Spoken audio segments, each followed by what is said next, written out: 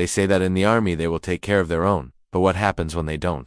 In 1932, a group of World War I veterans known as the Bonus Army marched on Washington, D.C., to demand their promised war pay. After fighting in one of the deadliest wars in American history, they came home to a deadly depression. They were no better off than the people they had fought alongside in the trenches, and many were dying without their pensions. So they did the only thing they could think of. They hit the road and they marched on Washington.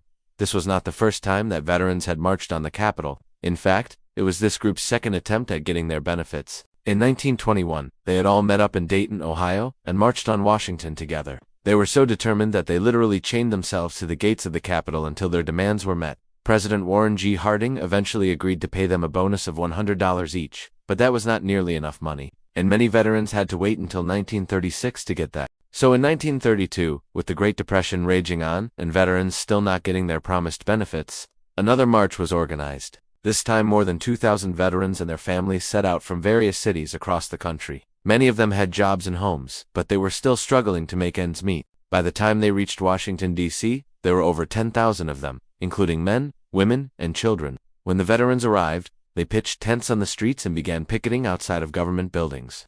They were met by a congressional committee who told them that they would have to wait until the next session of Congress to have their pay voted on. But the veterans refused to leave until they got a vote.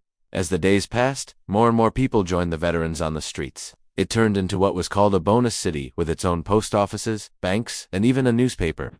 Finally, after 10 days, the Senate voted to pay the veterans their full benefits. But President Hoover vetoed the plan, saying that the government couldn't afford to pay them. So the veterans decided to stay in their tent city until he left office. But then something unexpected happened. A group of World War II veterans showed up to support them, as did several 100,000 people from various labor unions. As the crowds grew, so did the tension, and soon the police were called in to keep order. Eventually, the president agreed to meet with some of the veterans. He listened to their demands, but he still refused to budge. He said that the government simply didn't have the money to pay them. In the end, the veterans had to abandon their protest and go home. But their fight didn't end there. They continued to fight for their benefits until 1936, when they were finally paid. For more stories of the forgotten, check out our series on World War I.